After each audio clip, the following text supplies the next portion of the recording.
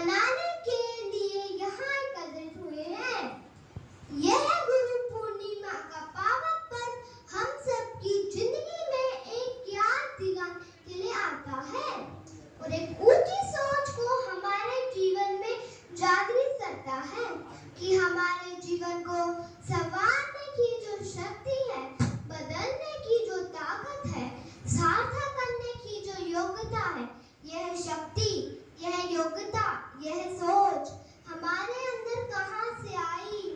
अगर हम उस शक्ति पर गौर करें तो इस पर्व की महत्ता यही है कि आत्मज्ञानी गुरु शक्ति देने वाले अध्यापक के मार्गदर्शक होते हैं।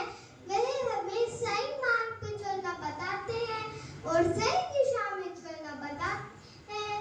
वही सही मायने में सद्गुरु कहलाते हैं। संसार में ऐसे ऐसे भक्तों ने जन्म लिया जिन्होंने अपनी भक्ति से अपना नाम अमर कर दिया और अपने गुरु महाराज जी की आज्ञा को ही अपना ध्येय समझा।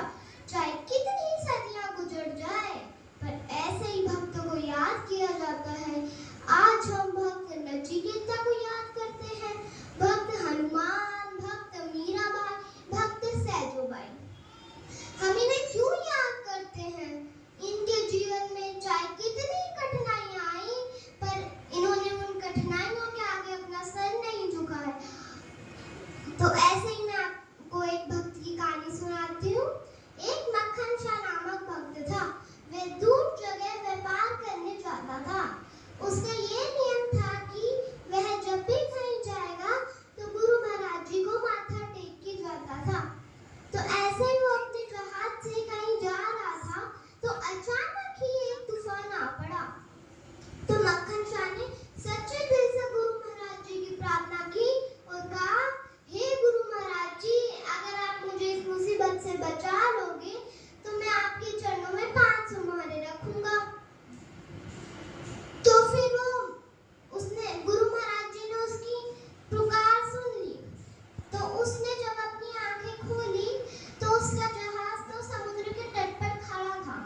उसने कहा, चलो भाई, अब जल्दी चल के गुरु महाराज जी के चरणों में 500 मोहरे रखनी है। वो गया गुरु दरबार में। पता चला कि गुरु महाराज जी ने तो अपना चोला बदल लिया है और पता चला कि गुरु महाराज जी बकाला में मिलेंगे। फिर वो बकाला में पहुंचा तो वहाँ पे कई कुटियां थी। तो उसने सोचा कौन से सच्चे गुरु होंगे। उसने सोचा कि मैं सबके चरणों में 2-2 मोहरे रख देता हूँ। वो सबके चरणों में 2-2 मोहरे रख के जाने लगा। तो फिर सब खुश हो गए, कोई रोक टोक नहीं। फिर उसने गांव वालों से पूछा, गांव वालों, यहाँ पे कोई और भी गुरु है? उन्होंने कहा, हाँ, एक बाबा तेगा के नाम से है। फिर वो बाबा तेगा की कुटिया में गया। बाबा तेगा तो सच्चे गुरु थे, ध्यान में मस्त थे। वो बाबा तेगा के चरणों में भी 2 मोहरे रख के जाने लगा। बाबा तेगा बोले, क्यों मक्खन शाह बेटा, जब तेरा जहाज समुद्र के तट पर लटके खा रहा था, जब तूने बड़े सच्चे दिल से मेरी प्रार्थना की और तेरे को बचाने के लिए मैंने क्या किया नहीं किया।